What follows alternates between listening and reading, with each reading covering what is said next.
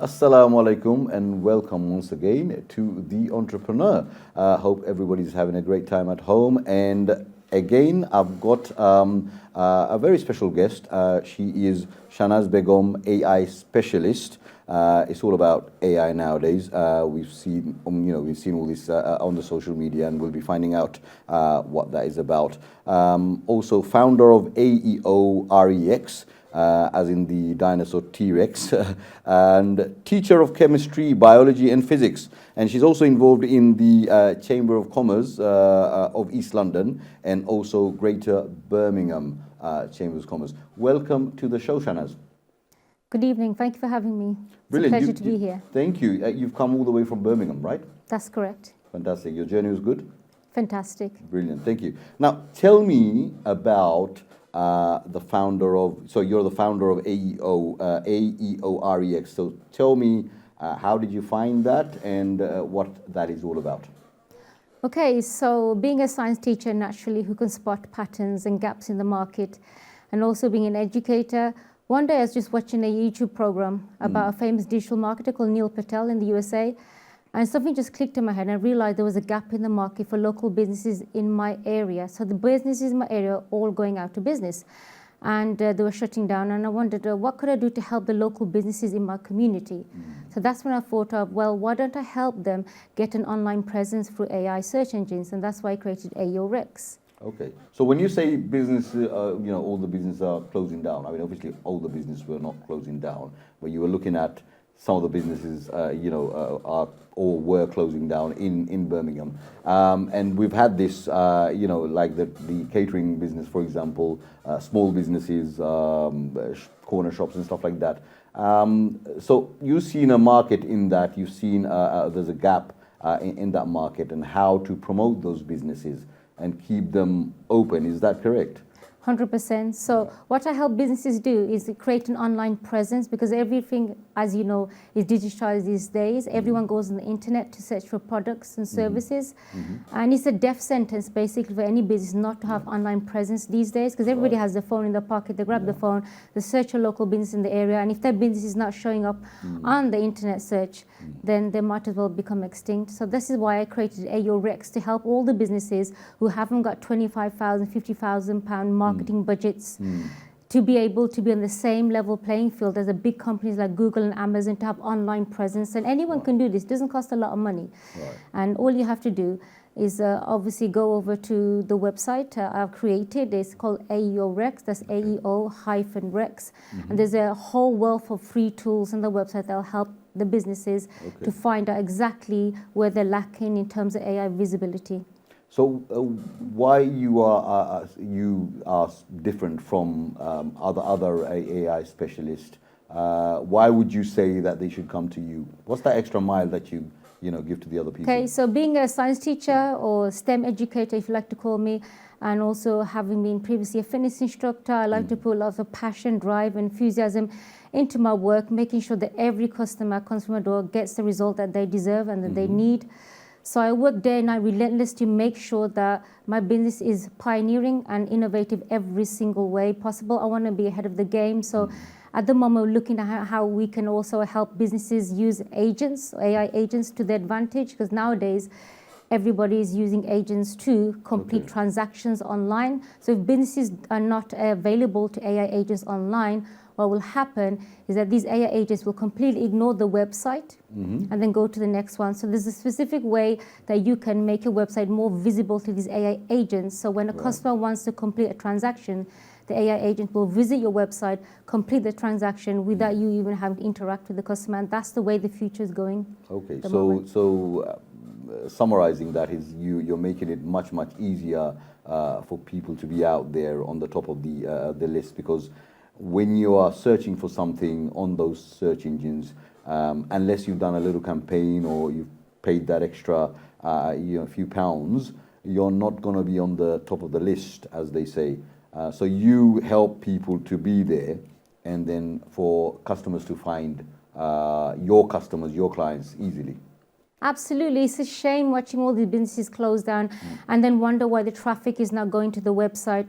It's really simple. You know, in a society where everything is done through AI search, that's ChatGPT, Gemini, Claude, Perplexity. If you're not on there, then you don't exist in the eyes of the internet and the people who search on there. Brilliant. So how we're different is basically we don't do traditional SEO, which is paying a lot of money to rank on Google, to rank #1 in Google. Anyone who has a lot of money can rank on Google. But to be an AI search engine, there's a specific way. There's a pattern in which you tailor your website to have a specific code attached to it that tells AI that you exist. And then if you want to rank #1 in ChatGPT or Claude or Perplexity or any other search engines, including Alexa and Siri, these are already AI assistants that have been around for quite a while, and people do use them to search for products like an Amazon, etc. They've been around for a while. So why not make businesses visible to these assistants that can then recommend the products to the customers? So we're different in the sense that instead of providing 20 different links like Google does, we make the business just be the answer in the AI search. When somebody types in the best restaurant in my local area, I want my local businesses to be the answer that customers get, instead of 20 different links that you have to spend ages going through like on Google. So you basically tailor for that, and what the restaurants are providing, you make that search easier. And also, sometimes it's all general, isn't it? So all the restaurants come up, but somebody could be looking for something specific, and it's according to what they want that sort of like pops up. Is that correct? 100%. Okay. Yes. All right. Thank you. Thanks for that for the introduction of your company. Now, obviously, the show's called The Entrepreneur, and it's more about you as a business person. So, have you always wanted to be in business? I mean, you said you're a teacher. Okay, obviously, and quite interesting subjects as well, chemistry, biology, and physics, none of which I had a stronghold on. But why did you first of all want to become a teacher? And from teaching, you became a business person now, you got your own company. Was that something always on the back of your head, or is it something that just, I mean, you did mention there was a gap in the market, and I guess we do look for that niche, in that market. For example, myself as well as a businessman, we see the demands, and as they say, supply and demand. Is that what you saw, or as a young person, as you were growing up, did you have that in your mind that one day I'll become, have my own business? It's weird, I think. To be honest, I've never ever thought I'll be owning a business one day. I just thought life was all about getting married, having 2.4 children, and having a stable salary and everything. But I don't know. I think it was the first desire to obviously want more and do more. I felt that there was a greater, need for me to do something, not just for my own family, but something positive for the community. And I watched a lot of inspiring programs on TV during the pandemic, especially. A lot of my friends started their own business during the pandemic. I was made redundant being a fitness instructor from a local gym, so that also got me in the mood of trying to do something to So you're also a fitness instructor as well. You wear many hats, don't you? So quite a few backgrounds. So, I mean, even as a fitness instructor, and I could relate to that, I mean, sometimes they open up their own fitness consultancy or, a nutrition consultancy and so forth. Have you thought of doing that? I did, but thing is, being a female in the community, you're kind of told what you should and shouldn't do. So I was kind of, that goes taken back by that. To your thinking of 2.4 children and getting married. Exactly. Or the other way around. But and I did travel the world a lot to see many things that most people wouldn't see. And I'm very grateful to God because of that. I was given the opportunity to go and, for example, tour the Amazon rainforest, South America, in Southeast Asia, been everywhere, and it's really the opened up Amazon my as well, eyes. yeah? Yes, okay. Absolutely amazing. Yeah, I'm sure, but I mean, I could be asking you about that. We can go into that quite a lot. So but a lot of my, I would say, my time and the money went into obviously traveling. So when I finished all of that and I finally settled and had children, then I started to think, what can I do for my children in the future? I want to be an inspiring parent who inspires them to do more. And being an educator, every day I see young people coming through the door with no motivation, with no positive role models. And that just got me thinking, what can I do to inspire these young people? Maybe if I can show them, someone like me, a woman from Birmingham with limited qualifications, opens her own tech company, maybe that will inspire them to also do something as well. Yeah. So there's many elements to it. Well, that's what, at the end of the day, that's what business people, one way or the other, do inspire other people. And, they're a great encouragement as well. And especially as a female entrepreneur, and we've had quite a few female entrepreneurs on this show. And we've had phone calls, we had, people approach me as well. They think it's very admiring, when it's especially females who come on onto the show and share their stories. So that's a good thing. So you being a business person, obviously you encourage other people. Do you have people coming up to you and want to learn more about the business, want to sort of ask you questions of how to get into business themselves? Do you have that? All the time. People are fascinated with AI, but at the same time, there's a lot of negative stigma attached with AI. Yeah. So I get the old traditional people saying, "Oh, I don't need AI. AI is bad for us. It's come to take the human race over." It's nothing like that whatsoever. If anything, it's here to make our lives easier. Yeah. Like with the introduction of the electric car, the TV, the vacuum cleaner, all these helped us with our lifestyle, limited the amount of laboring work that we had to do. So I don't think AI is really a bad thing. I think it's really a good thing. But I don't know. What would you say to the people who obviously have that argument of, robots are replacing a lot of the workforce and a lot of people are being redundant or losing their job and so forth? What would you say to that? Well, that's what people thought when the car was introduced and replaced the horse and carriages.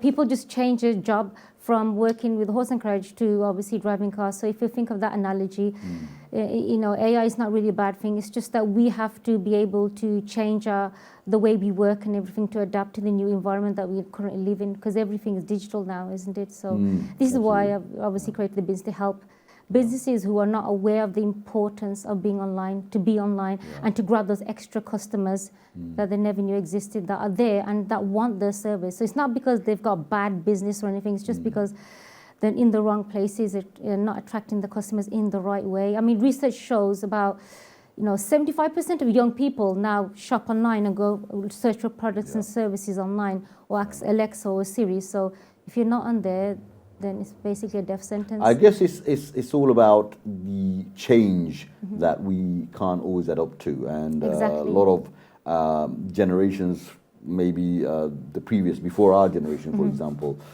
Even myself, I use ChatGPT a lot, and I think it's fantastic.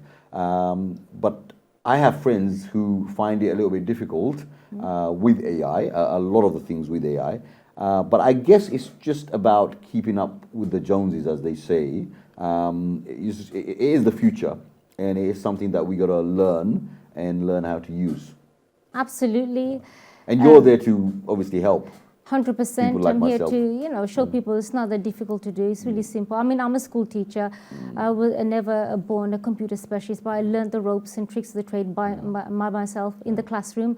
I developed apps for my students to help them with the revision, websites where they can download information to help with the coursework assignments. So by doing little things like that, kind of got me inspired to do greater things in the field of AI. And really, with the tools that are available out there today, anyone can really open a business. It's really simple. So that was a great analogy, by the way, when you said the horse and carriage were replaced by cars. That was a good answer.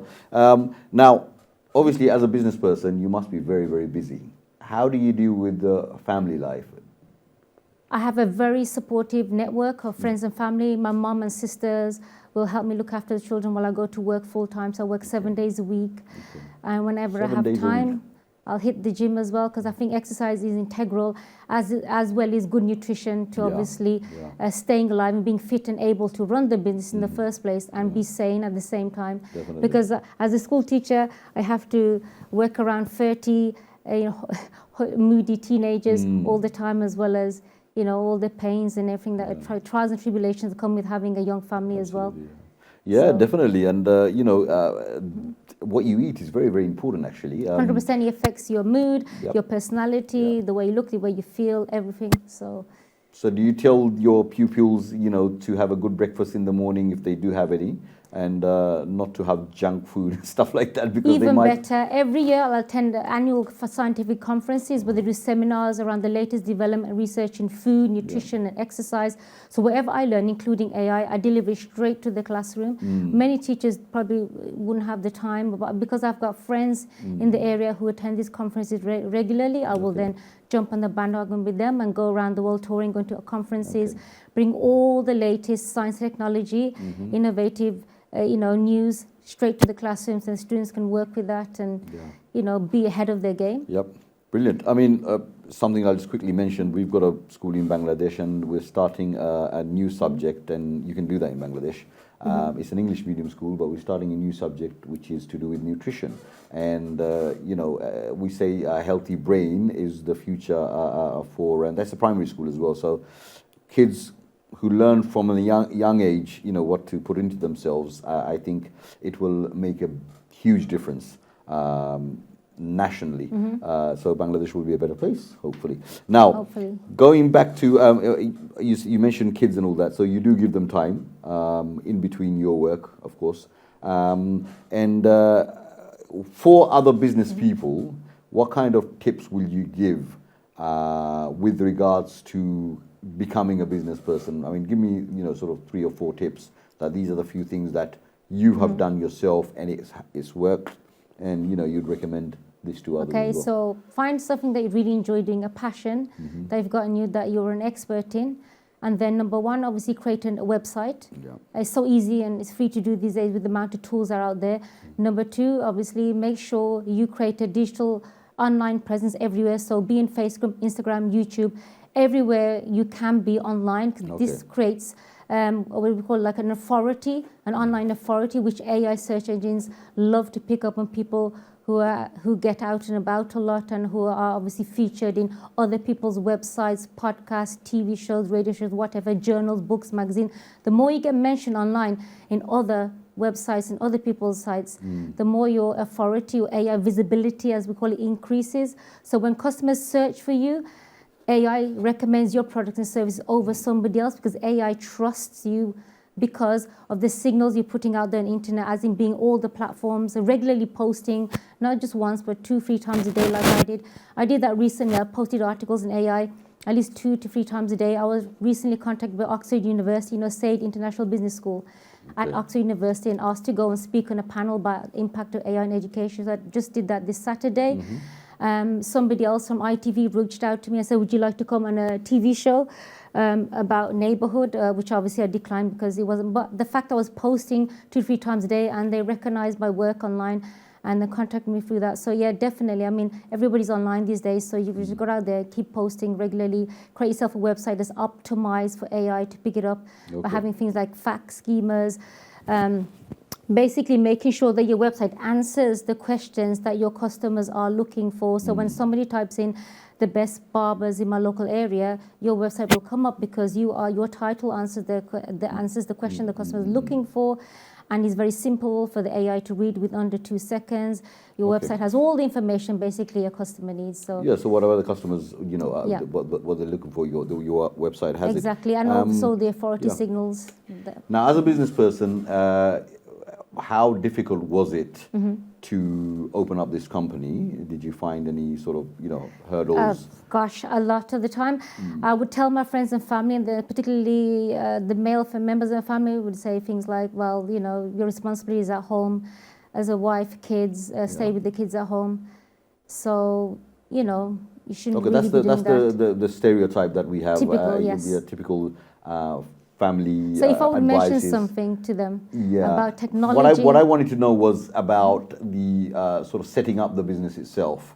Obviously, you made your mind up that I'm going to go for this type of business. It's something that I know, this is the route that I've chosen. As a business person, what were the hurdles that you had to face, if there were any, or was it just very simple for you? There were a lot of hurdles, to be honest. For starters, when I told people I'm going on a TV show to talk about business, they would laugh at me, not take me seriously, think I was joking. Well, you're here now, so, Exactly. And for starters, they didn't understand what it was, what I was doing. This is the problem I have, is not just promoting the business, but educating the people what my business is about, I find that a lot of people have a lack of knowledge around AI. So I find, number one, I have to educate people first. Number two, then I have to obviously outreach my services, etc. But the difficulty I found was the lack of education around the subject mostly, and also the negative stigma that's attached with women working in AI. For example, I mean, if I'd go to a networking event and speak about my business, sometimes I would feel like people would not take me seriously or listen to me. But if it was my male colleague and my sister's husband who's doing something similar to what I'm doing, and if he was, everybody would listen because he's a man. And I've heard similar stories as well, where people have had to send their brothers into meetings to sign contracts because they wouldn't take a female seriously. You see, that's obviously it's a cultural something which is sort of embedded in us, and since TV1 promotes, you know, it's an Islamic TV, so at the end of the day, we have to look back at, and a very good example is Khadija radiallahu anha, who was a businesswoman. And so if you look at that, then, you know, a lot of people can sort of step away from that. Fortunately, a lot of people are sort of, you know, having that mindset now that male, female, everybody could be in business. And at the end of the day, it's providing a service. Quickly, if you just mention something about the East London Chambers of Commerce, and also you're a part of the Greater Birmingham Chambers of Commerce. How did you be a part of that, become a part of that? Okay, so because I was posting regularly on LinkedIn and Instagram, again, they saw my post about AI and approached me and said, we'd like you to come and speak at our business expo, which I did recently back in March for the the East London Chamber of Commerce. And recently I published an article for the Greater Birmingham Chamber of Commerce about what it is that I do and how I can help businesses. I'm now looking forward to wholesome workshops with these both Chamber of Commerces to help the local businesses in the area to obviously be in the same level playing field as the big companies who are already using AI visibility to their advantage and have been since 2023. It's a shame that our smaller businesses in our local area have not caught up. So we need to be doing that right now, and I just want to help them achieve that success. I think you're on the right road, and obviously, you know, there's something that you're providing right now as a service, and a lot of people are coming to you. So, which is a great thing. I'd just like to say thank you for coming to the show. You came all the way from Birmingham, and wish you all the best for your business. And if there's anything else in the future that you want to do. I just want to say to the viewers, you know, thank you for watching. Shanaz, AI specialist, 2 tips she's given is being passionate, find something passionate, which you are passionate about, and go about doing that. Turn it into a business, you know, provide a service, be a part of the community, and the whole lot, you know, it's just a fantastic thing. And also it's a great encouragement. And we know about, you know, Tijara business, just to say the least, you know, it's just something that gives back so much. And also with regards to AI or any type, which is similar type of business, keep on posting, keep on being on top of things. And, you know, you just got to have a campaign for a certain amount of time until you're on top of all that people want. Once again, thank you for watching. I hope you enjoyed the show. And until next time, Assalamu alaikum.